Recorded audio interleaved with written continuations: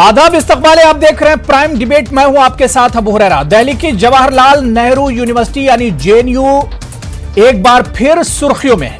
इस बार किसी मुबाहिसे या किसी तनाजे को लेकर नहीं, बल्कि इस बार जेएनयू में हुए तशद्दुद ने हंगामा बर्पा कर दिया है। लाठी डंडों से लैस गुंडों ने अचानक जेएनयू हॉस्टल के कमरों में तोड़फोड़ शुरू कर दी और जो कोई इनकी जद में आया वो बुरी तरह पीटा गया। देखते ही देखते जेएनयू कैंपस मैदान जंग में तब्दील हो गया। तो कैंपस के बाहर इस हंगामे पर सियासत भी शुरू हो गई है। जहां मुल्क की कई यूनिवर्सिटियों में तलबा ने एहतजाज और मुजाहरे किए, तो वहीं मुख्तलिफ सियासी पार्टियों ने भी इस इश्यू पर बयानबाजी शुरू कर दी है। लेकिन जेएनयू में हुए इस तशद्दुद ने कई सवाल खड़े कर दिए। आज मुल्क के कई यूनिवर्सिटियों और कई शहरों में भी जेएनयू में तशद्दुद को लेकर इसके खिलाफ जबरदस्त एहतजाज किया गया। कुछ तस्वीरें भी हम आपको दिखाने की कोशिश करेंगे कि किस तरह से मुल्क की कई यूनिवर्सिटियों में एहतजाज हुआ है। जी हां, जेएनयू कैंपस में हंगामा हुआ, तशद्दुद हुआ, लाठी डंडे चले और उसके बाद आज मुल्क के कई तालीमी इदारों और कई यूनिवर्सिटियों में हंगामा हुआ। बिहार के पटना, इसके अलावा मुंबई में अगर हम बात करें, कल रात से ही गेटवे ऑफ इंडिया पर जबरदस्त हंगामा हो रहा है, प्रोटेस्ट चल रहा है। कोलकाता की अगर हम बात करें, खासतौर से जादवपुर यूनिवर्सिटी में हंगामा हुआ। हैदराबाद की मौलाना आजाद नेशनल उर्दू यूनिवर्सिटी, इसके अलावा Hyderabad central university, Banaras Hindu university में भी लड़कों ने एहतजाज किया और इसके अलावा अलीगढ़ मुस्लिम यूनिवर्सिटी के बाबे सैयद यानी मेन गेट यूनिवर्सिटी के मेन गेट पर बड़ी तादाद में तलबा जमा हुए और उन्होंने जेएनयू में जो कल हंगामा और तशद्दुद हुआ उसके खिलाफ जबरदस्त एहतजाज और मुजाहरा किया गया। लेकिन इन सब के बीच जो चश्मदीद थे, जो जेएनयू कैंपस में मौजूद थे, जो लोग मुतासिर हुए हैं, कल जिनकी जमकर पिटाई हुई है, ऐसे कुछ तलबा का क्या कुछ कहना है, उनका बयान भी हम आपको सुनवाई देते हैं। जैसे कि आप जानते हैं, कुछ स्पेसिफिक रूम हैं इस हॉस्टल के जिन पर पूरी तरीके से टारगेट किया है और जो ये बाहरी लोग थे और कुछ यहाँ के स्थानीय लोग भी थे, इस हॉस्टल के लोग भी इन्वॉल्व थे, तो उनको पता था किस हॉस्टल में कौन सा रेजिडेंस रहता है। तो आप देखेंगे जिन हॉस्टलों के बाहर एबीवीपी का पर्चा लगा हुआ है या एबीवीपी के रेजिडेंस उसमें रहते हैं, उसमें किसी तरीके की तोड़फोड़ नहीं की गई है। जो लेफ्ट या एनएसयूआई समर्थित जो भी रेजिडेंस यहाँ रहते थे उन पे खास तौर से टारगेट किया गया। इसी तरीके से खाकी जो यहाँ के रेजिडेंस हैं उनके ऊपर स्पेसिफिक तौर पर पूरी तरीके से लिंचिंग की तैयारी थी। इस पूरे कांड में, इस पूरे प्रकरण में राम कुमार मीना का क्या रोल है? रामावतार मीना जो है वो इस हॉस्टल के वार्डन हैं और वो वार्डन पूरी तरीके से पहले मीटिंग करते हैं और जो एबीवीपी के लोग रहते हैं वो हॉस्टल से पहले ही निकल जाते हैं कि इस तरीके की इंसिडेंट होने वाली है और इसके बाद सुबह घड़ियाली आंसू दिखाते हैं, अपना रिजिग्नेशन सौंपते हैं कि मैं ये सब नहीं। तो पूरी तरीके से वो मेरे सेंटर के हैं, मैं जानता हूं कि ये पूरा एबीवीपी समर्थित हैं और संघ के लिए पूरी तरीके से कार्य कर रहे हैं। तो इन्होंने किसी भी तरीके से स्टूडेंट को बचाने के लिए आगे नहीं आए। यहाँ तक कि जो इस हॉस्टल में गार्ड तैनात थे वो गार्ड भी यहाँ मौजूद नहीं थे, बाकी हॉस्टलों में तो गार्ड भी उपलब्ध थे। जो लोग आए थे साबरमती के हॉस्टल रेसिडेंट्स ने बोला है कि वहाँ पे बहुत सारे स्टूडेंट्स थे जिनको एबीवीपी के छात्रों के हिसाब से आइडेंटिफाई किया गया है, जो अटैक किए हैं साबरमती हॉस्टल के अंदर। 50-60 लोग हथौड़ा पत्थर लेके घुसे, फिर लोगों पर पत्थरें बरसाई, फिर वो लोग इस तरफ आए, साबरमती के अंदर घुसे। साबरमती के रेसिडेंट्स ने जब देखा कि अटैकर्स आ रहे हैं तो उन्होंने अंदर से ये दरवाज़ा बंद करके रखा था। आप जैसे देख सकते हैं, फिर दरवाज़ा तोड़ा गया, कांचें तोड़ी गई और वो अंदर गए। कॉमन एरिया जो मेस एरिया है वहाँ पे तोड़फोड़ किया गया। फिर यहाँ पे बॉयज़ और यहाँ पे गर्ल्स विंग है, वहाँ पे गए, कमरे अटैक किए गए हैं और आप अगर कमरे देखें तो आपको समझ में आएगा कि सिलेक्टिवली कमरे अटैक किए गए हैं। एक छात्र थे जो कश्मीर से थे, उनके कमरे के अंदर फायर एक्सटिंग्विशिंग से फोम डाल के पत्थर डाल के जो कांच है।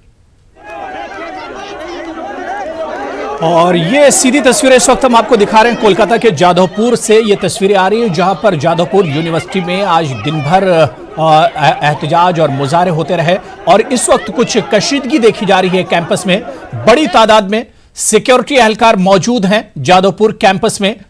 कुछ देर पहले एबीवीपी के तलबा और स्टूडेंट भी पहुंचे हुए थे और कुछ टकराव हुआ यहां पर तलबा के दो ग्रुप में और ये सीधी तस्वीरें इस वक्त हम आपको दिखा रहे हैं।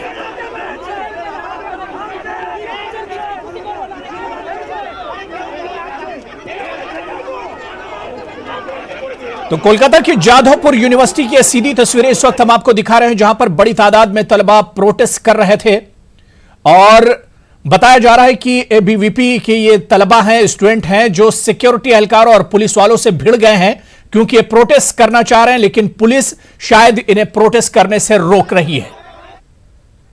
तो पूरे मुल्क में आज एक नाराजगी तलबा बिरादरी में देखी गई। इस हंगामे को लेकर बड़ी तादाद में तलबा एक तरह से सड़कों पर निकले, या ज्यादातर जो यूनिवर्सिटियों के कैंपस है वहां पर आज प्रोटेस्ट और मुजाहरे हुए।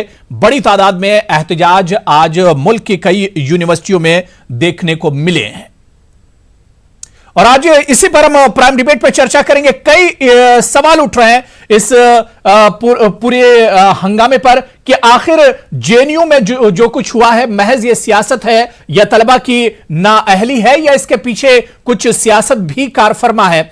इसके अलावा सवाल यह भी उठ रहा है कि दिल्ली में हालिया दिनों इंतखाबात होने वाले हैं। आज ही दिल्ली इंतखाबात की तारीखों का ऐलान हो गया है। उससे पहले क्या महज इसे सियासत समझा जाए, या हम यह भी समझने की कोशिश करेंगे कि आखिर जेएनयू के इस हंगामे के पीछे किसका नफा नुकसान छुपा हुआ है, और यह भी हम समझने की कोशिश करेंगे कि आखिर इल्म के मंदिर में या तालीम के मंदिर में आखिर इस तरह की बदअमनी कौन फैलाना चाह रहा है। इसे भी हम समझने की कोशिश करेंगे, क्योंकि जेएनयू का जब भी नाम आता है तो यहां पर सिर्फ बात तालीम की होती है, बहस और मुबाहिसे की होती है। कभी टकराव की नौबत, कभी लाठी डंडों की नौबत यहां पर नहीं आई थी। शायद यह पहली बार इस तरह से हुआ है। इसी को आज हम समझने की कोशिश करेंगे।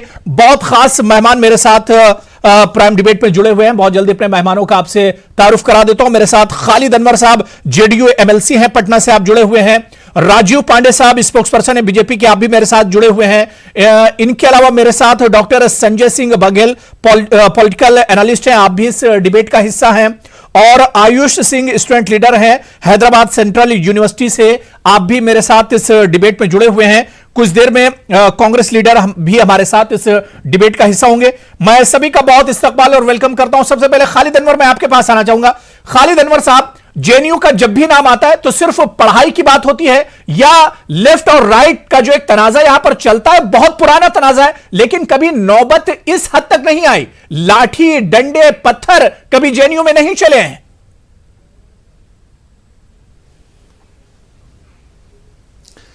जी, अब हमारे मुल्क में बहुत कुछ ऐसा हो रहा है जो पहले कभी नहीं हुआ था।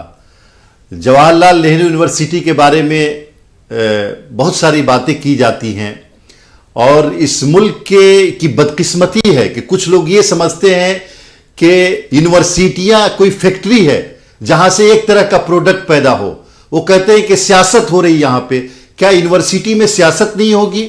क्या यूनिवर्सिटियों में ऐसे तलबा पैदा नहीं होंगे जो मुल्क की कमान संभाले? देखिए, जवाहरलाल नेहरू यूनिवर्सिटी मुल्क के लिए बहुत बड़ी इज्जत की चीज है, और यहां के तलबा ने मुल्क का नाम रोशन किया है। यहां के तलबा ने मुल्क की खिदमत की है। यहां के तलबा ने यह साबित किया है कि वो मुख्तलिफ अफकार की इज्जत करते हैं, हर तरह के अफकार की इज्जत करते हैं। और इसके बावजूद इस तरह का माहौल क्रिएट करना, आप किसी फिक्र को ना माने, लेकिन फिक्री टकराव हो, टकराव में तशद्दुद हो, इसकी जितनी मजम्मत की जाए कम है। एक बात समझ लीजिए, जहां जहां जिन जिन मुल्कों में ऐसा हुआ है कि लोग, एक विचारधारा के लोगों ने दूसरे नजरिए के लोगों को बर्दाश्त करना छोड़ दिया है, वो मुल्क तबाह हो गया है। आज हमारे मुल्क में यही हो रहा है। मुल्क की सतह पे हो, यूनिवर्सिटियों की सतह पे हो, लोग अपने नजरिए को थोपने की कोशिश कर रहे हैं, दूसरे के नजरियात का एहतराम नहीं कर रहे हैं। वो ये समझाने की कोशिश कर रहे हैं कि हम जो मान रहे हैं वो सही, बाकी सारी दुनिया गलत, और ऐसे मानने वालों के खिलाफ हम, बताइए कि ऐसा हो सकता है? किसी ने सोचा था कि यूनिवर्सिटी में इस तरह की गुंडागर्दी की जाए? यूनिवर्सिटी में किसने किया मुझे इससे मतलब नहीं है, लेकिन जिनने भी किया वो ये मुल्क के तालीमी करियर के ऊपर, मुल्क के तालीमी इदारों के ऊपर एक बहुत बड़ा धब्बा है।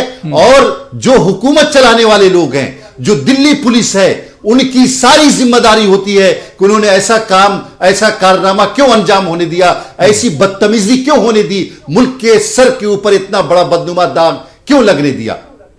बिल्कुल राजू पांडे साहब, ये एक दाग और एक धब्बा है, जाहिर सी बात है। मुल्क के ऊपर, क्योंकि लगातार यूनिवर्सिटियों में इस तरह से हो रहा है। चाहे हम इससे पहले जामिया मिलिया इस्लामिया में देखें किस तरह से पुलिस अंदर घुस जाती है और वहां पर किस तरह से स्टूडेंट के साथ ज्यादती की जाती है। इसके अलावा अलीगढ़ मुस्लिम यूनिवर्सिटी में हमने देखा, और अब फिर जेएनयू। ये क्या हो रहा है राजू पांडे साहब? अबू हुरैरा जी, जो वायलेंस हुआ है, जो दंगा हुआ है, उसका जितनी भी भर्त्सना की जाए वो कम है। अभी खालिद भाई ने सही कहा कि एक तरीके की आइडियोलॉजी को थोपने की बात हो रही है। देखिए, अगर आप देखें कि कैसे ये शुरू हुआ, रजिस्ट्रेशन कराने के लिए कुछ छात्र जाते हैं। आज जो वहां के अध्यक्ष है उन्होंने इसको एक्सेप्ट किया है कि जब कुछ छात्र रजिस्ट्रेशन कराने के लिए गए तो हमने उनको रोका। किसने अधिकार दिया जेएनयू स्टूडेंट यूनियन के अध्यक्ष को कि कोई आदमी रजिस्ट्रेशन कराने जा रहा है तो आप उसको रोकिए? वहां से वायलेंस की शुरुआत हुई। अब जो फोटोग्राफ्स और उसमें काउंटर एलिगेशन है कि किसने मारपीट की, कौन लोग नकाब चढ़ा करके आए थे, ये सब तो इन्वेस्टिगेशन से पता चलेगा। लेकिन मेरा यह कहना है कि किस प्रकार से लेफ्ट फ्रंट के जो स्टूडेंट यूनियन है वो क्यों दूसरे लोगों को रोकने का प्रयास कर रहे थे। जो एडमिशन है मैं उसकी बात कर रहा हूं, आज उन्होंने खुद एडमिट किया। अब दूसरी बात जी, आपने कहा कि हो रहा है जामिया मिलिया इस्लामिया, अलीगढ़ मुस्लिम यूनिवर्सिटी, लखनऊ में एक है Nadwa university if I am not wrong, और जेएनयू जाधवपुर। देश में क्या 5 ही यूनिवर्सिटी है? जेएनयू में जितने लोग हैं उससे 10 गुना लोग तो केवल अमेठी में पढ़ते हैं। 8,000 की संख्या है जेएनयू में, उसमें 2-3 हजार लेफ्टिस्ट हैं जो वहां बैठ करके केवल नेतागिरी करते हैं, बाकी लोग पढ़ने लिखने वाले लोग हैं, वो आते नहीं है। ये वहां अपनी नेतागिरी करके और एटमॉस्फेयर को विशिएट करते हैं। मेरा ये मानना है कि यही बगल में दिल्ली यूनिवर्सिटी है, बगल में आईपी यूनिवर्सिटी है, इग्नू है, प्राइवेट यूनिवर्सिटी है, कहीं कुछ नहीं हो रहा है। क्योंकि देखिए, इसके पीछे एक पॉलिटिकल कारण है जो मुझे लगता है, ये मेरा पर्सनल ओपिनियन है, कि जिस प्रकार से मोदी जी की सरकार काम कर रही है, अपने वादों को पूरी कर रही है, इससे जो विपक्षी पार्टियां हैं उनको कुछ मिल नहीं रहा है सरकार को घेरने के लिए। तो वो स्टूडेंट को आगे करके कभी उनके फीस पर बात करते हैं, कभी सीए बिना पढ़े सीए पे बहस करते हैं, सीए को बिना पढ़े इसका सीए से कोई लेना देना नहीं है। लेकिन ये 4-5 यूनिवर्सिटी में एक माहौल बनाने की कोशिश है, लेकिन देश की जनता सब देख रही है। Law will take its own course. जिन लोगों ने भी ये किया है उनके खिलाफ घोर कार्रवाई होनी चाहिए, कड़ी कार्रवाई होनी चाहिए, और जो नकाबपोश है इनके नकाबों को हटा करके इनको सामने लाने की जरूरत। बिल्कुल जाहिर सी बात है, नकाब हटेगी तो बहुत सी सच्चाई सामने आएगी, सच्चाई सामने आएगी जब ये नकाब हटेगी। मैं आयुष आपके पास आना चाहूंगा। एक मिनट, जी जी, नकाब हटाएंगे तो वो जो प्रेसिडेंट है जेएनयू स्टूडेंट यूनियन की, उनका चेहरा भी साफ हो जाएगा। ठीक है, मैं आयुष आपके पास आना चाहूंगा। बहुत सी बातें राजू पांडे साहब ने कह दी। राजू पांडे साहब ने एक चीज कही कि जेएनयू के अंदर बैठकर नेतागिरी की जाती है। मैं आयुष ये समझना चाह रहा हूं कि हमारे मुल्क में क्या बड़े बड़े नेता हुए और सब देन है किसी ना किसी यूनिवर्सिटी के, किसी ना किसी इदारे की। मैं आयुष, जो कुछ जेएनयू में हुआ, क्या वाकई में यह देन है जिस तरह की पॉलिटिक्स अब यूनिवर्सिटियों में होने लगी है, जिस तरह की पॉलिटिक्स अब देखने को मिलती है? जी शुक्रिया। देखिए, पहली बात तो ये, जैसा राजू पांडे साहब ने कहा, अगर आप तीसरी दुनिया का इतिहास देखें तो तीसरी दुनिया में जितना भी आज़ादी की लड़ाई चली है उसका एक बड़ा गढ़ रहा है विश्वविद्यालय। बिल्कुल। और वहाँ से लेके आज तक विश्वविद्यालय हमेशा राजनीति को पोषित किए हैं एक बेहतर तरीके में। उन्होंने विचार दिए हैं, उन्होंने लोग दिए हैं। अगर आप भारत का, जैसा राजीव पांडे जी को शायद नहीं पता है कि प्राइवेट विश्वविद्यालय और पब्लिक यूनिवर्सिटियों में बहुत बड़ा फ़र्क होता है। अगर आप जेएनयू कमेटी से कंपेयर करेंगे तो ये बहुत बड़ी भूल है। और यहीं पर मैं एक बात लाना चाहूँगा कि मैं भी छात्र हूँ और जेएनयू के भी छात्र हैं। तो हर बार जब ये नेताओं का बयान आता है कि हमने सीए नहीं पढ़ा, हमने एनआरसी नहीं पढ़ा, हम सरकारों का बिल नहीं पढ़ते हैं, साहब इस देश में 3% के आसपास की आबादी है जो विश्वविद्यालयों में पहुँचती है। आप उनकी क्षमताओं पे इस तरीके से नकारा जवाब ना उठा दें और सवाल ना करें कि वो नहीं पढ़ती है। उनके पढ़ने से ही यहाँ तक जो पार्टी आपके पास आज इस देश में गवर्न कर रही है। एक मिनट रुक जाइए, एक मिनट रुक जाइए, एक मिनट में रुक जाइए, एक मिनट रुक जाइए, बात कर लीजिए। मुझे बता दीजिए कि सीए में क्या है। नहीं, मैं यहाँ चैलेंज करने नहीं आया हूँ। राजू पांडे साहब मैं आ रहा हूँ, राजू पांडे साहब मैं यहाँ चैलेंज करने नहीं आया हूँ। और भी पैनलिस्ट राजीव पांडे जी, आराम से, आराम से। आपने मुझे कहा मैंने मैं आप उन लोगों लोगों की के बारे तरह में बात नहीं की। प्रोफेशनलिज्म कुछ नहीं लोग हूं, हैं मैं एक ऐसे। छात्र हूं और मेरी बात अगर रखी जाएगी तो मुझे रखने दीजिए। रुक जाइए, आपने छात्र कहा, मैं भी छात्र हूं, आप जिनकी बात करें वो सभी छात्र हैं। और दूसरी बात यहाँ सबसे जरूरी जो समझने की बात है कि बीएचयू में भी जब 19 तारीख को प्रोटेस्ट हुआ था, उसमें 56 लोगों को अरेस्ट किया गया था, एक शांतिपूर्ण प्रदर्शन था। एचसीयू में भी जब प्रोटेस्ट किया था सीएनआरसी के लिए, तो उनको डिटेन करके थाने ले जाया जाता है। तो ये बोलना बिल्कुल बंद किया जाए कि ये 5 यूनिवर्सिटी है जहां पे प्रोटेस्ट होता है। एनआरसी और सीए को लेके आप देश के उन अंचलों में भी प्रोटेस्ट देखें जहां आज से पहले किन्हीं मुद्दों पर शायद ना हुए हों।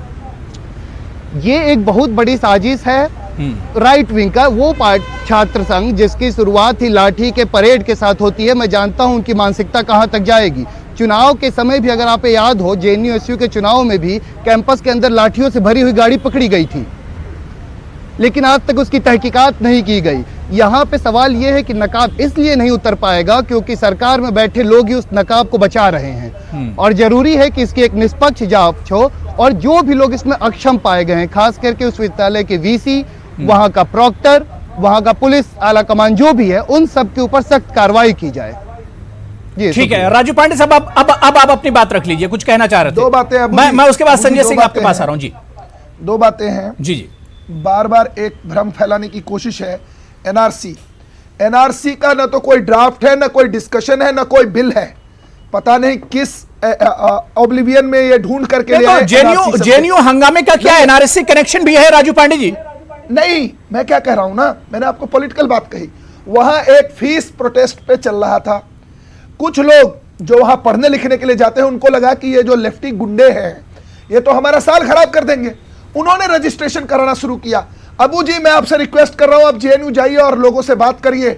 मैं खुद जेएनयू गया था आज, और मेरे जो मित्र हैं, मैंने उनसे पूछा इश्यू क्या है। उन्होंने बताया कि करीब 1000 लोगों ने रजिस्ट्रेशन करा लिया। तो ये जो गुंडे हैं, जो भाड़े के गुंडागर्दी करते हैं लेफ्ट पार्टी के बिहाफ पे, उनको लगा उनका एजिटेशन फेल हो गया, तो उन्होंने जाके वाईफाई काट दिया, नकाब पोस्ट बन करके वाईफाई काटा है। सारी इन्वेस्टिगेशन में निकल करके आएगा। और जब उनको लगा कि ये पूरा का पूरा आंदोलन जो उनका है फेल हो रहा है, तो उन्होंने ये दंगे करवाए हैं। और जिस दिन इन्वेस्टिगेशन हो गया, ये सारे गुंडे पकड़े जाएंगे। क्योंकि मुझे एक बात बताइए, ये तो मान रही है जेएनयू स्टूडेंट यूनियन की छात्रा जो अध्यक्ष हैं कि 2 बजे जब कुछ लोग रजिस्ट्रेशन कराने जा रहे थे, तो मैंने रजिस्ट्रेशन करवाने से रोका। कौन है ये? किसने अधिकार दिया उस स्टूडेंट यूनियन के प्रेसिडेंट को कि एक विद्यार्थी जाकर के रजिस्ट्रेशन कराने जा रहा है? आप साल बर्बाद करने की कोशिश कर रहे हैं। लोग गाढ़ी मेहनत से अपने बच्चे को पढ़ाने के लिए भेजते हैं, वहां जाकर के ये लोग उनसे डफली बजवाना। नहीं राजू पांडे जी, राजू पांडे जी, ये भी एक बहुत बड़ा इत्तेफाक है कि लेफ्ट के गुंडे आते हैं और लेफ्ट के स्टूडेंट को ही मारकर चले जाते हैं। यह भी एक बहुत बड़ा इत्तेफाक है। सर, आप नक्सलियों की टेक्निक नहीं जानते। फिर वो ऐसा करते हैं। नक्सली तो इसी तरीके से राजनीति करते हैं। ठीक है, मैं संजय सिंह बघेल जी आपके पास आना चाहूंगा। ठीक है संजय सिंह जी, अबू जी सब मैं जेएनयू का जो ये हंगामा हुआ, इससे थोड़ा तफसील से आपसे समझना चाह रहा हूं। क्या वाकई में ये लेफ्ट राइट की लड़ाई है या इसके पीछे कुछ और है? देखिए अबू जी, मैं सबसे पहले तो ये शिक्षा के मंदिर में जिस तरह कल हमला हुआ है, जहां पर शिक्षा, संस्कृत, सद्भावना और संप्रभुता की शिक्षा दी जाती रही हो, और जो एक तरह से कहते हैं वैचारिक मतभेद के बाद भी कहीं ना कहीं एक सामंजस्य बना करके अपना पक्ष रखने की जो जगह थी, उसको एक तरह से सबसे पहले जिस तरह से अटैक किया गया, उस पर हमला किया गया, उसका हम जो निंदा करते हैं, अवहेलना करते हैं। लेकिन हम कहना चाहेंगे साथ में कि ये इसकी पृष्ठभूमि सिर्फ कल नहीं बनी है, इसकी पृष्ठभूमि बहुत पहले से बन रही है। और जब से एनआरसी और ये जो आपका कैब सीएए आया है, उसके पहले से मुझे लगता है इसका बन रही है। और जैसे कि न्यूटन कहते हैं कि जितना बड़ा एक्शन होगा उतना बड़ा रिएक्शन होगा। तो अभी इसके पृष्ठभूमि में यदि हम थोड़ा देखें तो आप देख लीजिए कि इसके पहले वहाँ की एक खास विचारधारा के लोगों ने जिस तरह से एक तरह से महिला शिक्षक को वहाँ एक बंधक बनाया कुछ समय के लिए। फिर एक मैंने जो सोशल मीडिया में वायरल हुआ चीज़ें, एक बाइक में एक प्रोफेसर साहब जा रहे थे, उनको दौड़ा कर मतलब रोकने की कोशिश की गई। तो मुझे लगता है जो छात्रों द्वारा इस तरह का कानून को अपने हाथ में लेना और इस तरह से किसी प्रोफेसर के ऊपर अटैक करना, मुझे लगता है ये भी सही नहीं है। लेकिन दूसरा पक्ष ये भी हम कहना चाहेंगे, हम किसी बीजेपी और कांग्रेस और लेफ्ट से सपोर्ट नहीं कर रहे हैं, हमें जो सही लगता है हम वही बोल रहे हैं। बिल्कुल। दूसरा हम ये भी कहना चाहेंगे कि मुझे लगता है जेएनयू एक तरह की खास आइडियोलॉजी का गढ़ रहा है, बहुत लंबे समय से गढ़ रहा है। तो एक तरह से जो किसी भी विश्वविद्यालय में मुझे लगता है जो सेंट्रल का पोजीशन होना चाहिए कि सोशल इक्विलिब्रियम जो होना चाहिए, जिसमें सभी तरह की आइडियोलॉजी का सामंजस्य हो, समन्वय हो। दिल्ली यूनिवर्सिटी में इस तरह का बड़ा छोटे मोटे घटनाएं वहां भी होती है, चुनाव के दौरान होती है, छात्र यूनियन के जब चुनाव होते हैं, लेकिन इस तरह की चीजें नहीं होती, क्योंकि कभी कांग्रेस का स्टूडेंट यूनियन आगे रहता है, कभी बीजेपी का स्टूडेंट यूनियन लगता है, उसमें लेफ्ट भी कुछ लोग जगह बना लेते हैं। तो इस तरह की वहां प्रॉब्लम नहीं हो सकती, क्योंकि कई विचारों का, कई तरह के मतभेदों के बावजूद भी एक सामंजस्य और समन्वय दिखाई देता है। लेकिन जेएनयू में ऐसा नहीं है। जेएनयू में आप देखिए लंबे समय से एक खास विचारधारा के प्राध्यापक रहे हैं, वहाँ स्टूडेंट भी उसी तरह के रहे हैं, और मुझे लगता है कहीं ना कहीं जो दूसरी विचारधारा है वहाँ पे अटैक आ रही है, तो उनको कहीं ना कहीं स्पेस बनाने मुश्किल हो रही। और जब सत्ता जब आती है तो सत्ता के साथ कुछ ना कुछ विचारधारा भी कहीं ना कहीं इंस्टीट्यूशन में जाने का, प्रवेश करने की कोशिश करती है। मुझे लगता है उसी का रिएक्शन यहाँ पे हुआ है। वाईफाई काटना एक मुद्दा हो सकता है यहाँ पे, देखिए कि क्योंकि जो छात्र आते हैं सिर्फ एक विचारधारा और राजनीति करने यहाँ नहीं आते हैं, वहां तो धीरे धीरे इंस्टीट्यूशन में रह करके वो धीरे धीरे अपनी आइडियोलॉजी बनाते हैं, क्योंकि कहते हैं कि जब भी कोई बड़ी क्रांति होती है उसमें सबसे पहले बच्चों को या छात्रों को यूज किया जाता है, क्योंकि उनका दिमाग इतना परिपक्व नहीं होता है। और ठीक है, मैं इस पर ठीक है, खालिद अनवर साहब कुछ कहना चाह रहे हैं, उसके बाद मैं आयुष आपके पास भी आ रहा हूं। उनका दिमाग यहाँ ज्यादा होता है। खालिद अनवर साहब, क्या वाकई में ये जो टकराव हुआ है ये आइडियोलॉजी का टकराव है?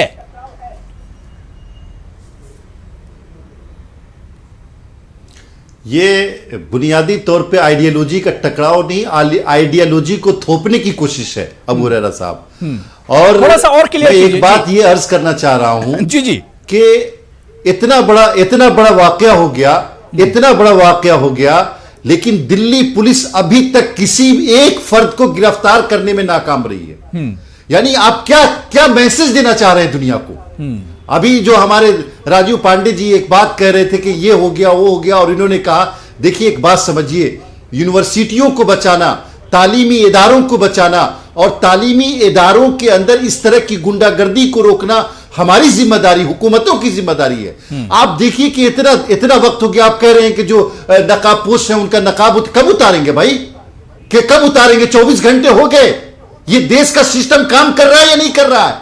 पुलिस काम कर रही है नहीं काम कर रही है? क्यों नहीं पकड़ा जा रहा है? क्यों नहीं उनको गिरफ्तार किया जा रहा है? माफ कीजिएगा, एक वाकया हुआ था, आपको मैं बता दूं हुरैरा साहब, एक लड़का था नजीब, उसी जेएनयू का, और आपको याद होगा वो क्या हुआ, जमीन ने उससे निगल लिया, आसमान ने उठा लिया, आज तक पता नहीं चला। क्या कर रही है पुलिस? दिल्ली पुलिस क्या कर रही है और कौन लोग थे उसके पीछे? मैं बहुत ज्यादा मैं किसी के फेवर में बात नहीं कर रहा हूं, लेकिन एक बात समझ लीजिए, अगर तालीमी इदारों को बर्बाद करने की कोशिश की गई, मुल्क का मुस्तकबिल ठीक नहीं रहेगा। हमें अपने तालीमी इदारों को बचाना पड़े। हो सकता है इस विचारधारा क्यों, उस विचारधारा क्यों, इस विचारधारा क्यों, सभी विचारधाराओं का रिस्पेक्ट करना हमारी जिम्मेदारी है। हुकूमतों की जिम्मेदारी होती है कि हर तरह की विचारधारा के लोगों की इज्जत करें, उनको बढ़ने फलने फुलने का मौका दें। हम थोड़ी विचारधारा खालिद अनवर साहब, जिस विचारधारा पर, जिस नजरिए, जिस आइडियोलॉजी पर आप बहुत ज्यादा जोर दे रहे हैं, मैं कह रहा हूं कि जेएनयू की अगर खासतौर से हम बात कर लेते तो यहां पर एक नजरिया लेफ्ट वालों का और एक राइट वालों का नजरिया है। किस नजरिए की आप बात कर रहे हैं? जिस नजरिए को थोपने की आप बात कर रहे हैं, कौन से लोग हैं जो अपना नजरिया थोपना चाह रहे हैं?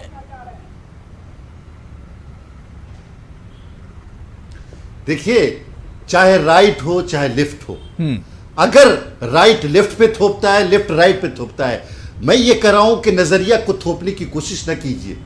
अगर लेफ्ट वालों ने राइट पे थोपा ये गलत है, राइट ने लेफ्ट पे थोपा ये गलत है। लेकिन अभी जो बात कर रहे थे राजीव पांडे जी या बघेल साहब कि भाई दूसरे नजरिए को बढ़ने नहीं दिया जा रहा, नजरिया बढ़ाने से नहीं बढ़ता भाई साहब। ये कोई ऐसी चीज नहीं है कि मेडिसिन है आपने दे दिया ये नजरिया बढ़ गया। अगर लेफ्ट के लोग वहां हावी तो रहने दीजिए, इसमें क्या हर्ज है आपको? अगर डीयू में राइट और लेफ्ट दोनों है, अगर एनएसयूआई है वहां एबीवीपी तो रहने दीजिए, इसमें क्या हर्ज है? किसी को कोई हर्ज नहीं होना चाहिए। ठीक है खालिद अनवर साहब, इस बीच मेरे साथ एक और खास मेहमान डॉक्टर ओम सुधा जी, पॉलिटिकल एनालिस्ट हैं, मेरे साथ इस वक्त जुड़ चुके हैं। ओम सुधा जी, आपका भी बहुत इस्तकबाल है न्यूज़ 18 उर्दू में, क्योंकि मुझे ब्रेक पर जाना है। ब्रेक से पहले आपका एक रिएक्शन ले लेता हूं। जेएनयू में जो कुछ कल हंगामा हुआ, अब कहा यह जा रहा है कि यह पूरी लड़ाई दरअसल आइडियोलॉजी की है, एक खास आइडियोलॉजी को थोपने की कोशिश की जा रही है, जिसके चलते यह हंगामा हुआ है। बिल्कुल आप सही कह रहे हैं। यह जो पूरी लड़ाई है एक आइडियोलॉजी को थोपने की ही लड़ाई है, और थोपने का यह जो तरीका है वह कितना गलत है यह देखिए। हम लोग कहते हैं कि ये फासिस्ट विचारधारा, हम लोगों ने किताबों में पढ़ा था, लोगों से सुना था, अपने टीचर से सुना था कि फासिस्ट विचारधारा ऐसे काम करती है, और पूरे देश ने यह देख भी लिया। ये जो देसी हिटलर का इस देश में उदय हुआ है, ये फासिस्ट विचारधारा को इसी तरह से थोपना चाहते हैं। ये लोग खून बहाएंगे, ये लोग लाठियां चलाएंगे, और लाठी और बंदूक का लोकतंत्र ये इस देश में कायम करना चाहते हैं। ये इनकी विचारधारा थोपने का सिर्फ यही तरीका है, क्योंकि इनकी असली विचारधारा जो है वो माफी मांगने की परंपरा का विचारधारा है, क्योंकि इनकी अपनी विचारधारा जो है वो लोगों में भेदभाव पैदा करने वाले मनुस्मृति लागू करने की विचारधारा है। तो ये अपनी विचारधारा, इनकी विचारधारा को लोग स्वीकार नहीं करेंगे। इस वजह से इनको लगता है कि लाठी और बंदूक के दम पर यह अपनी विचारधारा को थोप देंगे इस देश पर। ठीक है, ठीक है। मैं राजू पांडे साहब, मैं आपसे रिएक्शन लूंगा, लेकिन इस वक्त सीधे जेएनयू से हमारे रिपोर्टर भी हमारे साथ निरंजन जुड़ चुके हैं। क्या कुछ अपडेट है, मैं पहले उनसे बात कर लेता हूं। निरंजन, आप जेएनयू कैंपस में मौजूद हैं, क्या कुछ हालात इस वक्त हैं? स्टूडेंट का क्या कुछ कहना है, जेएनयू स्टूडेंट का? जी बिल्कुल, यहाँ के अभी जो हालात हैं समान हैं, और मेरे साथ वह स्टूडेंट हैं जो साबरमती हॉस्टल में रहते हैं और यहाँ से स्कॉलर स्टूडेंट हैं। सीधे उनसे बात करेंगे कि जो कल नकाबपोश लोगों ने यहाँ जो हालात बनाए उनसे सीधे बात करेंगे, और यहाँ के स्टूडेंट हैं वो यहाँ स्कॉलर पीएचडी कर रहे हैं। आप ये बताएं कि कल जो घटनाएं हुई है इसके बारे में दर्शकों को बताएं आप। कल पौने 6 के आसपास मतलब यहाँ पे लोग आए, मुंह पे उन्होंने कपड़ा डाला हुआ था।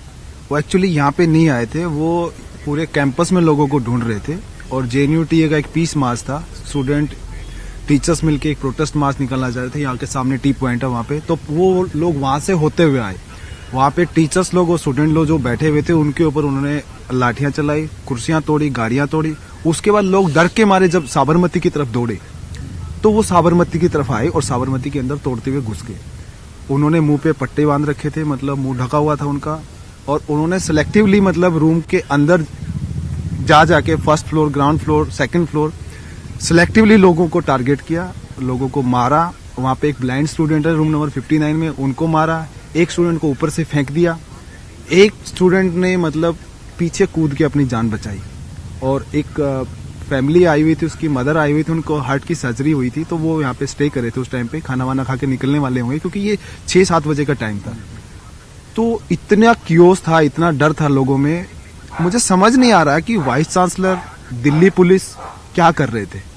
इस कैंपस को इतना सिक्योर बोला जाता है कि वो कैंपस के अंदर कैसे आ गए। नकाबपोश लोग मतलब यहाँ से इस कैंपस में कैसे मतलब मार्च करते हुए आए। दिल्ली पुलिस को पूरी खबर थी, दिल्ली पुलिस भी कैंपस के अंदर आया हुआ था।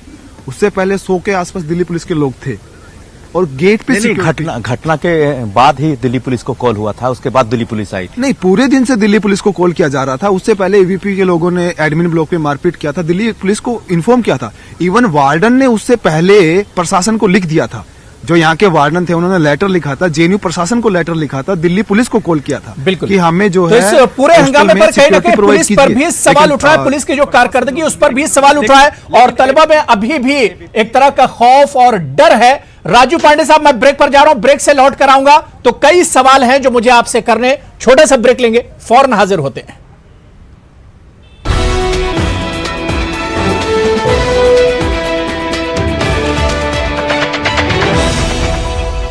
कई बड़ी बीमारियों का खर्चा लाखों तक जा सकता है।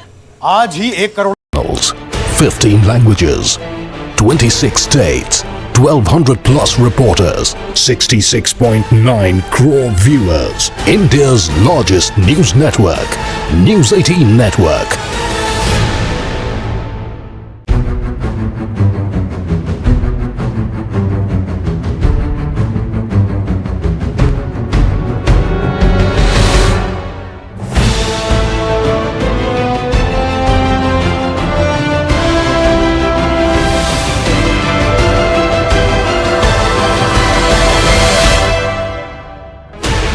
16 channels, 15 languages, 26 states. सच्ची सहेली, महिलाओं के लिए सबसे भरोसेमंद औषधि एवं टॉनिक।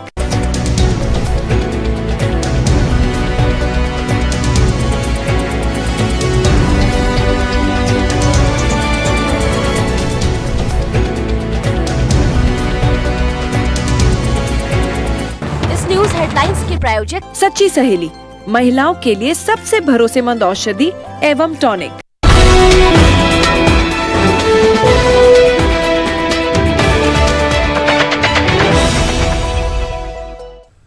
तो जेएनयू कैंपस में जो कल हुआ वो बहुत खौफनाक था और अभी भी जब तलबा जिन्होंने अपनी आंखों के सामने पूरा हंगामा देखा है वो एक तरह से अभी भी सहम जाते हैं। लेकिन सवाल ये उठ रहा है कि तालीम के इस मंदिर में आखिर इस तरह के हंगामे के लिए जिम्मेदार कौन है? जो गुंडे नकाब ओढ़ कर आए थे, नकाब लगा कर आए थे, आखिर इनकी नकाब कब उतरेगी? और पुलिस की कारकर्दगी पर भी सवाल उठ रहे हैं। मैं ब्रेक के बाद राजू पांडे साहब आपसे ही शुरुआत करना चाहूंगा।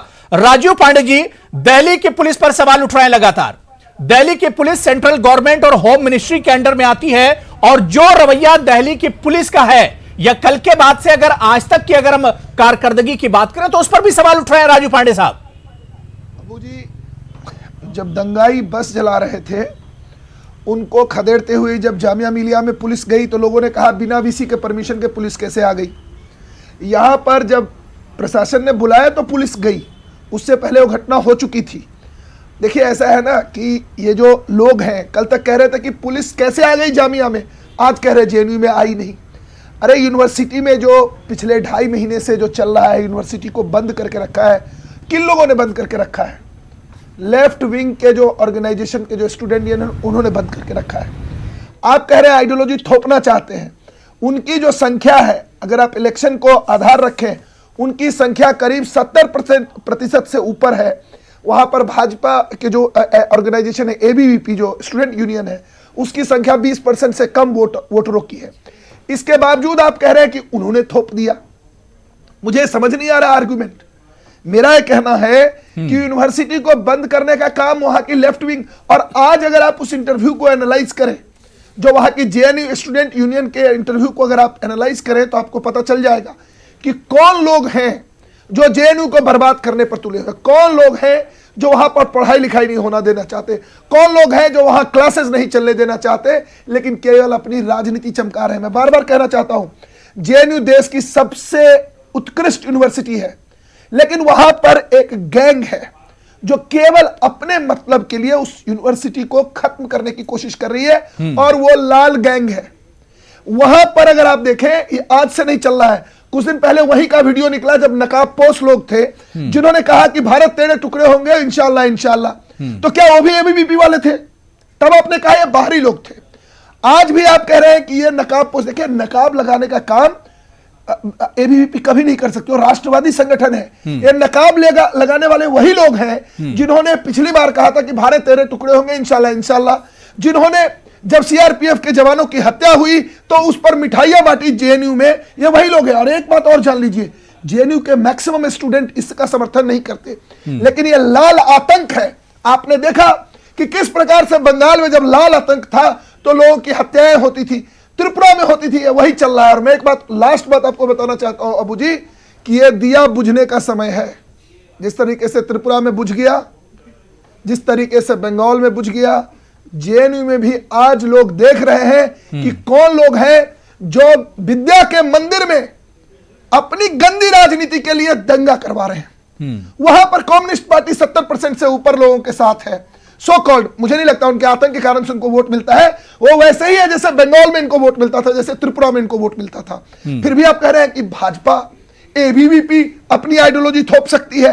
20% आदमी कैसे अपनी आइडियोलॉजी थोप सकते हैं? आयुष कुछ, ठीक है, आयुष कुछ कहना चाह रहे हैं। ठीक, आयुष सिंह, क्या वाकई में आयुष अब इस तरह की सियासत यूनिवर्सिटियों में होने लगी है? आप तो खुद अभी स्टूडेंट हैं, अभी पढ़ ही रहे हैं। क्या इस तरह की सियासत हो रही है जो तस्वीर राजू पांडे साहब बता रहे हैं कि कैंपस में इस तरह की सियासत होती है, बांटने की सियासत? देखिए जी, देखिए, पहली पहली चीज़ तो ये कि राजीव पांडे जी की बात को ही लेकर मैं कहना चाहूँगा, अगर वो कहते हैं कि जेएनयू के चुनाव का परिणाम देखा जाए और जहाँ लेफ्ट विंग 70% अभी भी मौजूद है, और जब आप कहते हैं कि वो एक उत्कृष्ट यूनिवर्सिटी है, तो उन 70% लोगों का योगदान भी तो है उस उत्कृष्टता को मनाने में। पहली बात तो पहले इसको रखना चाहिए कि ये जो बार बार गुंडे शब्द इस्तेमाल किया जा रहा है, इसको अपनी शाखा की पॉलिटिक्स ना बनाई जाए। इसको एक उत्कृष्ट, एक एनएससी के अंदर रिकॉग्नाइज्ड यूनिवर्सिटी को, अरे भाई बोल लेने दीजिए, उसके बाद आप कहिएगा। आपने पर्याप्त समय लिया बोलने के लिए, शुक्रिया।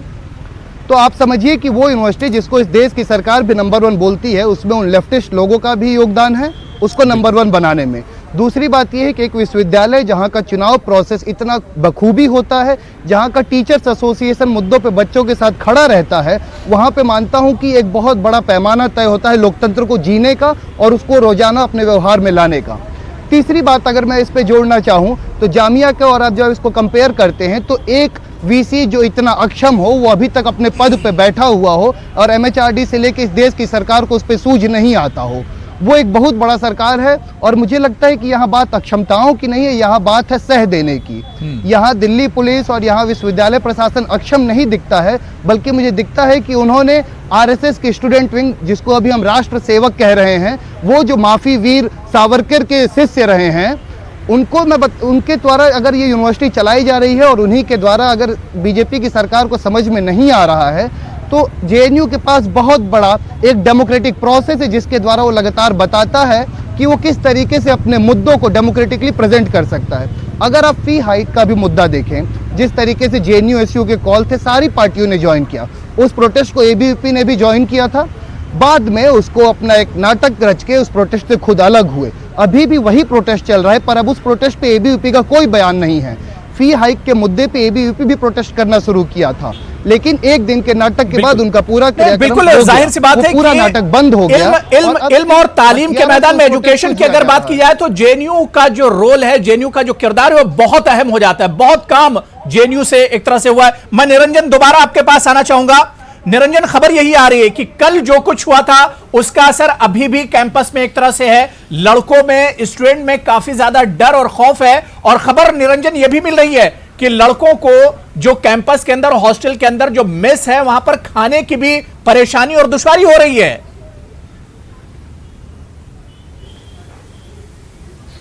जैसा कि आपने जिक्र किया कि जो आपने बयान दिया है अभी, साफ तौर पर मेरे साथ वो स्टूडेंट हैं जहां आप पीछे देख सकते हैं कि मैं जहां पे खड़ा हूं, ये साबरमती हॉस्टल है और इसी हॉस्टल में कल कुछ नकाबपोश लोगों घुस करके यहां तोड़फोड़ भी किया। मैं सीधे उस स्टूडेंट से बात करता हूं जो यहां पे रह रहे हैं, उनसे सीधे बात करेंगे। आप बताएं कि कल क्या वारदात हुई थी?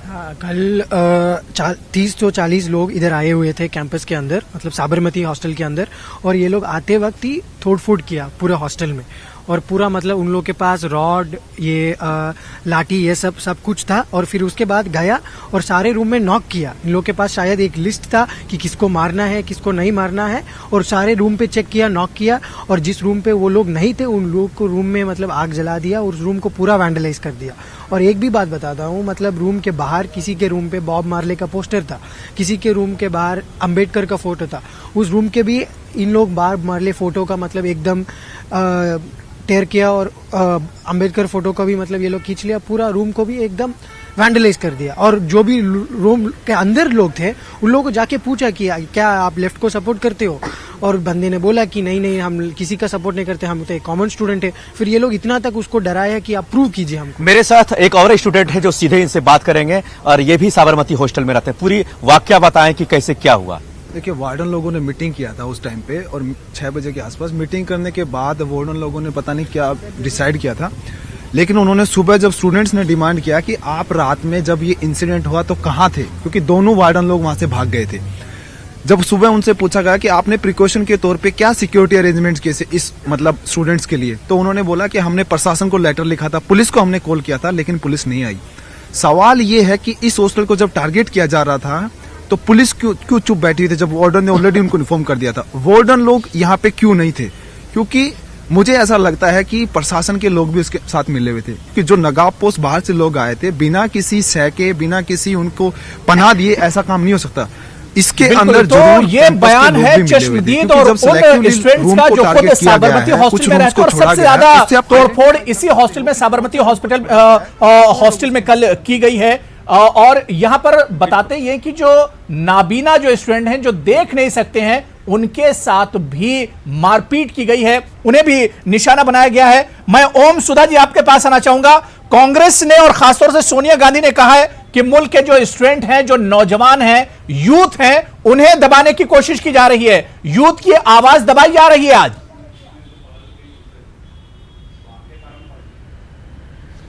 इसको सिर्फ दो गुटों के झड़प के रूप में देखा जाना नहीं चाहिए। यह असल में दो प्रवृत्तियों की लड़ाई की बात है। और जैसा कि सोनिया जी ने कहा है, बिल्कुल सही कहा है उन्होंने कि यूथ की आवाज को दबाया जा रहा है। अब आप नेपथ्य में देखिए क्या चल रहा है।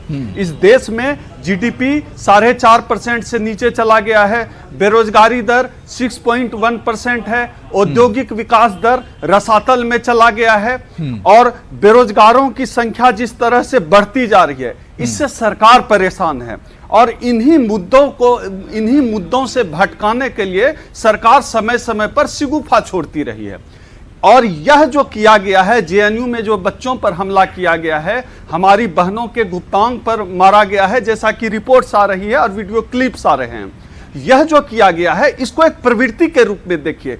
इस सरकार को आवाज उठाने वाले लोग नहीं पसंद हैं, इस सरकार को चाटुकारिता करने वाले लोग पसंद है। खालिद अहमद और साहब, सरकार के पास क्या हकीकत इसके पीछे की यही है, जो कांग्रेस की तरफ से बार बार, अपोजिशन की तरफ से बार बार कहा जा रहा है कि यूथ और नौजवान और जो खासतौर से स्टूडेंट हैं, हमने देखा है कि पिछले कुछ दिनों से, खासतौर से जब से सीएए पर लगातार ये हंगामा हो रहा है, इसके अलावा एनआरसी पर हंगामा हो रहा है, तो यूथ जो हमारे मुल्क है वो काफी तादाद में निकल कर आए हैं। क्या ये वाकई में मुल्क के नौजवानों पर एक हमला है, उन्हें दबाने की एक कोशिश है, डराने और धमकाने की एक कोशिश है? ये बिल्कुल खालिद अहमद साहब ने, ओम जी बात हो गई, मैं आ रहा हूं दोबारा से जी।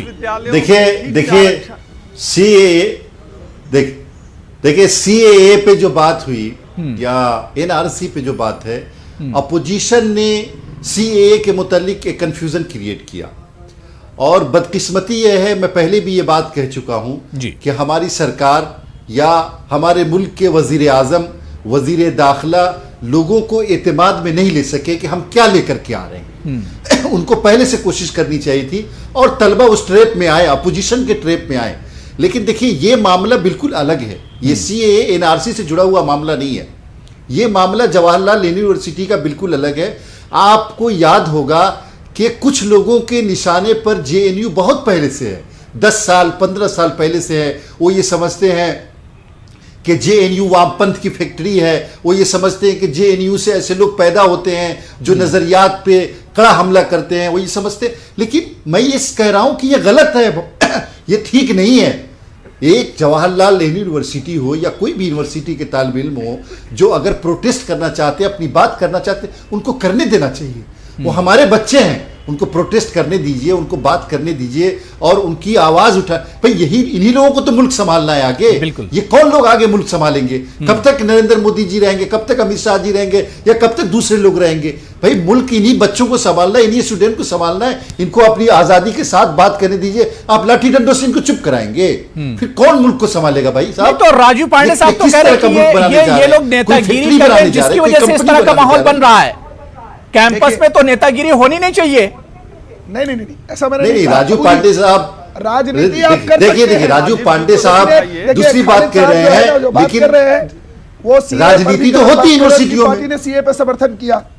राजनीति बिल्कुल होनी चाहिए डेवलपमेंट के लिए, स्टूडेंट के लिए, लेकिन विशेष प्रकार की राजनीति है। बिल्कुल। आप दिल्ली यूनिवर्सिटी में भी स्टूडेंट पॉलिटिक्स है, पटना यूनिवर्सिटी में भी स्टूडेंट पॉलिटिक्स है, बीएचयू में भी स्टूडेंट पॉलिटिक्स है, मुंबई यूनिवर्सिटी में भी स्टूडेंट पॉलिटिक्स है।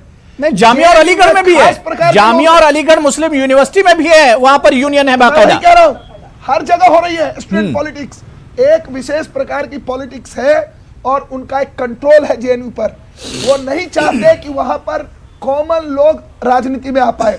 उनका एक कॉकस है, वो सब चीज को कंट्रोल करना चाहते हैं और वो लोग अपनी विचारधारा थोपना चाहते हैं। इसीलिए जब एक व्यक्ति रजिस्ट्रेशन कराने के लिए आज गया, कल गया तो उस पर लेफ्टिस्ट गुंडों ने हमला किया। जेएनयू के विद्यार्थियों ने हमला नहीं किया, लेफ्टिस्ट गुंडों ने कहा नहीं, अभी तो देखिए नकाब हटी ही नहीं है राजू पांडे साहब। राजू पांडे साहब, अभी तो नकाब उतरी ही नहीं है, कैसे हम कह सकते हैं लेफ्टिस्ट है या राइटिस्ट है? आईसी घोष ने इंटरव्यू में माना है कि जब लोग रजिस्ट्रेशन कराने जा रहे थे तो हमने रोका। ये आज एडमिशन है, एफआईआर होगा उनके खिलाफ, मैं लिख के दे रहा हूं आपको। उन्होंने आज एडमिशन किया कि मैंने रोका, हमारे लोगों ने रोका। वो कौन है, कैसे उन्होंने रोका? क्योंकि आम जो स्टूडेंट थे वो रजिस्ट्रेशन कराना चाह रहे थे, क्योंकि वो पढ़ना चाहते हैं वहां, वो अपना सर्वांगीण विकास के लिए जेएनयू आए हैं, इनके लिए ढफली पिटने के लिए नहीं आए। वो बहुत मेहनत कश लोग हैं जो जेएनयू में पढ़ते हैं, जो उनको गरीब लोग जो जिनको मिलता है एडमिशन, उनके, मैं भी दिल्ली यूनिवर्सिटी का लॉ ग्रेजुएट हूं, यहाँ का कॉमर्स ग्रेजुएट हूं, अपने दम पे पढ़ाई की है, यहाँ पर डफली बजा करके देश की हालत खराब करने में जेएनयू का रोल है। संजय बघेल जी, ठीक है, संजय सिंह बघेल जी, 21वीं सदी में हम लोग जी रहे हैं और आज के वक्त में यूनिवर्सिटी कैंपस में हमारे स्टूडेंट जो है अपने आप को सेफ महफूज नहीं कर रहे हैं। क्या इससे रिजल्ट निकाला जाए? अबू जी, मैं पूरा अभी डिबेट सुन रहा था, सबकी बात सुन रहा था, इवन बच्चों की बात सुन रहा था कि बच्चों के, तो ये मुझे पूरा लग रहा है कि ये जो हमला हुआ है कल जेएनयू में एक प्री प्लान्ड हमला है। लेकिन हम ये साथ में ये भी कहना चाहेंगे, जब ये न्यूज कल हम सरफेस हुई थी तो हम लोग घर में यही बात कर रहे थे कि हम लोग यूनिवर्सिटी में पढ़ाते हैं और अब हम लोग को डर लगने लगा है कि कौन सी बात कहाँ पे करनी है, कब निकलना है। तो यदि शिक्षा का मंदिर का जो गुरु है वही डरने लगेगा तो वो निर्भीकता कैसे सिखाएगा बच्चों को? सबसे बड़ी बात तो ये है, विचारों का संवाद आदान प्रदान जब खत्म हो जाएगा तो कैसे भी देश चलेगा, संस्थान चलेगा, शिक्षण संस्थान चलेगा और देश का विकास कैसा होगा। दूसरा, हम ये पूरा सोशल मीडिया को जब हम ये देख रहे थे तो वहाँ दो तरह की बातें निकल कर आ रही हैं। एक जो कल वहाँ पे एक लड़की का दिखाया गया था, वहाँ पे डंडा लेकर और नकाब पहने हुए है। एक पक्ष ये भी साथ में आ रहा है कि वो लड़की, क्योंकि मैं मीडिया ही पढ़ाता हूँ तो उसमें मैंने देखा कि जो लड़की का पूरा दिखाया गया है फोटोग्राफ उसमें, और वो जो वायरल किया जा रहा है दूसरे पक्ष द्वारा, तो वो कहा जा रहा है कि एबीवीपी का है, जबकि यदि आप देखा जाए उसको एकदम से पूरा सा रिसर्च किया जाए तो वो ओरिजिनल फोटो से मिलती जुलती नहीं। इसका मतलब उसमें एडिटिंग करके उसको ये दिखाया जा रहा है कि एबीवीपी का है। दूसरा पक्ष ये कह रहा है कि यदि जो व्हाट्सएप पे मैसेज चला जाए कि ये जो है एक प्री प्लान तरह से कहां से घुसा जाए,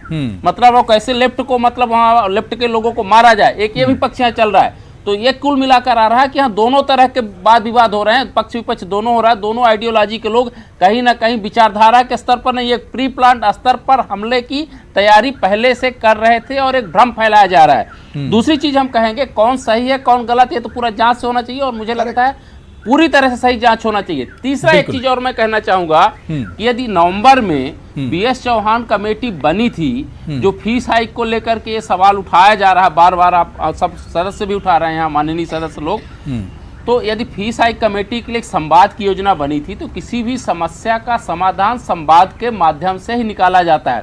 हालांकि उसमें एक पक्ष किया जाता रहा कि उसमें वही लोग थे जो सत्ता पक्ष के लोग हैं, लेकिन मुझे लगता है यदि आप एक तरह से रिजिड नहीं होते, एडामेंट नहीं होते, एक सार्वजनिक टेबल में सब लोग मिलकर बैठते और कुछ ना कुछ वाद विवाद जो इस तरह की बातचीत आगे बढ़ती, तो हो सकता है वहीं पे कुछ समझौता निकल आता, कुछ चीजें आगे निकल जाती। लेकिन मुझे लगता है वहाँ के बच्चों के द्वारा, वहाँ के शिक्षक समुदाय द्वारा भी एक तरह से जो एडामेंट दिखाया गया और एक तरह से बीसी के साथ बैठकर उनके द्वारा जो कमेटी बनाई गई उनका विरोध किया गया, ये भी मुझे लगता है सही नहीं है किसी भी शिक्षण संस्थान के लिए। क्योंकि जब तक आप बातचीत नहीं करेंगे, दूसरे का विचार नहीं सुनेंगे, उससे संवाद नहीं होगा, और जब संवाद नहीं होगा तो समाधान नहीं होगा। मुझे तो लगता है आयुष जिस समाधान की बात हो रही है कि नतीजा आखिर कैसे इस तरह के हालात सुधरेंगे।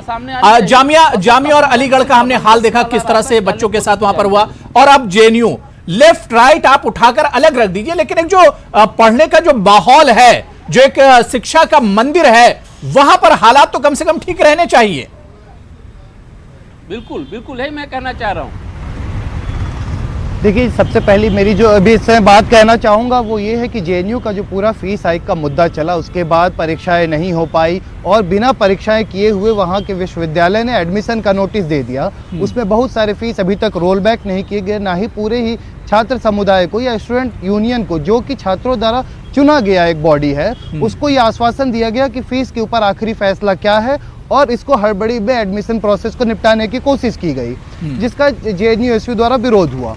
दूसरी बात एक और बोलना चाहूँगा, यहाँ जो हम लगातार बात कर रहे हैं कि वॉयलेंस का कल्चर अब जो यूनिवर्सिटीज़ में आ रहा है, मैं कहना चाहूँगा जिस देश में मॉब लिंचिंग का कल्चर इतना आम हो चुका है, आप मुख्य शहरों और स्टेट्स को अगर छोड़ दे तो आंचलिक हिस्सों को इंटरनेट बंद करना इस देश के लिए बहुत आम हो चुका है।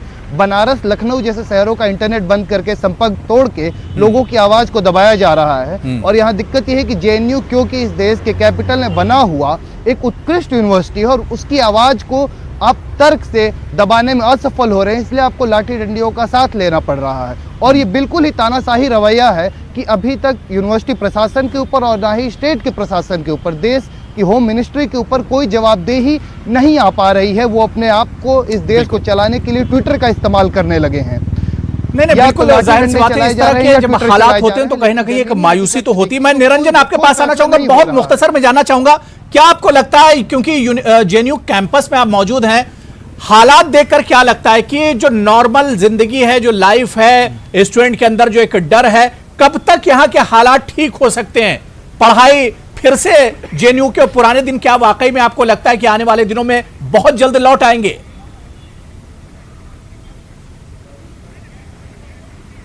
देखिए, जिस तरह से अगर हम बात करें पिछले 2 महीने से 2 महीना पिछले से, तो एकेडमिक जो फीस वृद्धि को लेकर के, मेस फीस वृद्धि को लेकर के लगातार यहाँ सड़कों पर उतरकर छात्र अपनी मांग को लेकर के प्रोटेस्ट कर रहे थे। MHRD को लेकर के सीधे हम उस स्टूडेंट से बात करेंगे जो यहाँ रह के पढ़ाई कर रहे हैं, यहाँ स्कॉलर हैं और सारे गतिविधि में यहाँ पे अपनी मांगों को लेकर के लगातार इन्होंने साथ में रहा। आप ये बताएं कि जिस तरह से लगातार पिछले 2 महीनों से एकेडमिक फीस को लेकर के आप सड़क पर उतरकर आंदोलन कर रहे हैं, MHRD तक मार्च भी किया है, ये बताएं कि ये समान होने में क्या आपको कई मुश्किल का सामना तो नहीं करना पड़ रहा है अभी जो अभी कैंपस में रह रहे हैं? कैंपस में रहने में मुश्किल जो हो रहा है कि एक तो बहुत टारगेटिंग किया जा रहा है, एक है कि एडमिनिस्ट्रेशन हमारे ऊपर प्रोक्टोरियल इंक्वायरी भेज रहे हैं जिसमें होते हैं कि आपके ऊपर फाइन थोपा जाते हैं, और अभी तक फाइन मिनिमम होते थे 20,000 का, अब वो बढ़ भी गया है। अभी फाइन कितना हुआ है अभी पता नहीं है, बट काफ़ी सारे लोग के ऊपर प्रोक्टोरियल इंक्वायरी है। अभी तक 300 लोग के ऊपर आए हैं, उसमें मैं भी एक हूँ। अब ये छोड़ के कैंपस में बस लास्ट 2-3 दिन से जो चल रहा है वो है कि टारगेट करके मार रहे हैं लोगों को, वो कर रहे हैं RSS बैक्ड ABVP का लोग।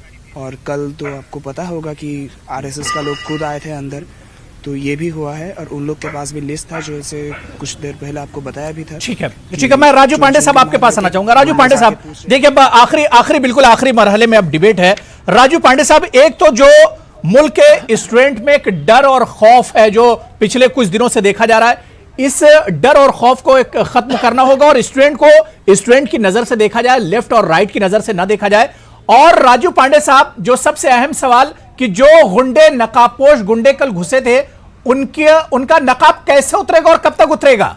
दिल्ली पुलिस क्या वाकई में अपना जो काम है वो बहुत जल्दी इस मसले को हल करेगी? जो साजिश हुई है, क्या इसका कुछ हल निकलेगा आने वाले दिनों में? देखिए अबू जी, पुलिस अपना काम कर रही है। पुलिस के बीच में तो हम बता नहीं सकते कि उनका इन्वेस्टिगेशन किस स्टेज पे है। लेकिन एक बात अगर आप देखिए, आपके पत्रकार महोदय ने जितने लोगों को इंटरव्यू लिया वो सब कह रहे हैं RSS वाले थे। अरे भैया, उनके ऊपर तो नकाब लगा था, फिर आपने कैसे पहचान लिया कि वो RSS वाले हैं? ये रटी रटाई ये स्क्रिप्ट नहीं चलेगी हिंदुस्तान में। अब नहीं, देखिए देश की जनता बहुत समझदार है। राजू पांडे साहब, कुछ लड़कों ने बताया कि जिन जिन कमरों के बाहर अंबेडकर के पोस्टर लगे थे वहां पर सबसे ज्यादा नुकसान पहुंचाया गया। देश में कुछ लोग सोते जगते RSS के नाम का जाप करते हैं, जैसे इमरान खान जाप करते हैं। इमरान खान भी जाते विदेश में, RSS ने ये कर दिया। आप जाप करते रहिए, लोग RSS के बारे में पढ़ते हैं। तो मेरे ख्याल से राजू पांडे साहब, क्या शिक्षा के मंदिर में ये सब होना चाहिए? लेफ्ट और राइट ये होना चाहिए। का नाम और RSS का नाम लीजिए, देश का कल्याण। नहीं, राजू पांडे साहब, क्या शिक्षा के मंदिर में ये सब होना चाहिए? ये रोकने की जिम्मेदारी किसकी है? ये रोकने की जिम्मेदारी किसकी है राजू पांडे साहब? RSS के लोगों ने किया, इसका प्रूफ क्या है? वो लाल गैंग जो है वहां, वो मुझे ये प्रूफ कर दे कि वो जो नकाब पोस्ट थे वो आरएसएस के थे, इसका प्रूफ इनके पास क्या है? नहीं राजू पांडे साहब, मैं ये कह रहा हूं कि हटा दीजिए थोड़ी देर के लिए रेड और लेफ्ट और राइट सब हटा दीजिए। क्या तालीम के मंदिर में एक अच्छा माहौल पढ़ने के लिए नहीं बनना चाहिए? क्या सरकार को, एचआरडी मिनिस्ट्री को सबको सामने नहीं आना चाहिए? लाल गुंडों का जब आतंक बंद होगा, पढ़ाई लिखाई शुरू होगी, रजिस्ट्रेशन जब होने लगेगा, टीचर क्लासरूम में जाएंगे। 2.5 महीने से कम्युनिस्ट गुंडे टीचर को क्लासरूम में नहीं जाने देते। अब जेएनयू जाकर के पूछिए, आपके जो पत्रकार महोदय है, ये एक ही प्रकार के लोग जो आरएसएस की के नहीं ये तो एक तरह से आप इल्जाम लगा रहे हैं कि एक ही तरह से, वहां तो जो लड़कों ने देखा वो चीजें बता रहे हैं लड़के। अब जाहिर सी बात है राजू पांडे साहब की सरकार पर जिम्मेदारी आयद होती है, जो मिनिस्ट्री है एचआरडी मिनिस्ट्री पर भी ये जिम्मेदारी आयद होती है कि तालीम और दरसगाह जो है, जो शिक्षा का मंदिर है, जो यूनिवर्सिटी कैंपस है, उसे यूनिवर्सिटी कैंपस ही रहने दिया जाए, उसे सियासत का अखाड़ा न बनाया जाए। और हम उम्मीद करते हैं कि बहुत जल्दी जो नकाबपोश गुंडे घुसे थे कैंपस के अंदर, उनके चेहरों से यह नकाब हटेगा और सच एक तरह से सामने आ जाएगा। बहुत बहुत शुक्रिया राजू पांडे जी, ओम सुधा जी, इसके अलावा निरंजन आपका बहुत बहुत शुक्रिया, डॉक्टर संजय सिंह बाघेल जी और खालिद अनवर साहब, आयुष सिंह, सभी का बहुत बहुत शुक्रिया मेरे साथ प्राइम डिबेट में जुड़ने के लिए, अपना कीमती वक्त देने के लिए। आदाब।